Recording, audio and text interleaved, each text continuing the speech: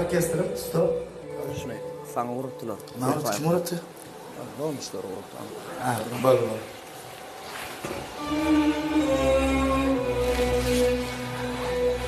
Amcan, hiç yaxşı.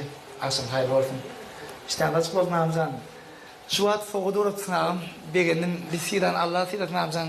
Sağ olun. Ağam, eğer bilyen olsam ayıp verin amcan. Ne ayıp ayıp için? Kardeşim şoförü al. Aldın mı amca? Tarih Yani söyleyip bağlayanacağım dedin çıkarma. Bir yakacaydım ama ayıtma o. Sen bu desin ulan var bir restoranı uğurlup adam gelir oydu o. Restoranın evde kaçıp paylar o dedin işte. Koy. Olur. Rahatlayın ha. Yerve daha olmadı yani.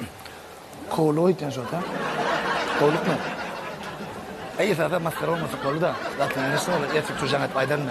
Yapalım. Petra tonaydan da masır oldu. Pulunu almadın ana. Hayır, şu altın onu bir aydan şu restoranı 60 mandal mı? 2 aydım aydım, kolum zaten 100 mandal mı? Erkek toy var ya da, erkek toyda mından mı kurdan etmeli? Barışın kovlar yani. Sonra restoranlar gelmedi ya 100 mandal başlarlar. Bizimki ne olur okuna mı? Yeriyle 5 mandal verin. Basri, Şöyle. bak çıksana, bak çık. Adam almadan. Bol bari git bari. Çık. Yürü. Çık, var git. Akrarı çıkarsana sonra. Bol yürü. Ne olur.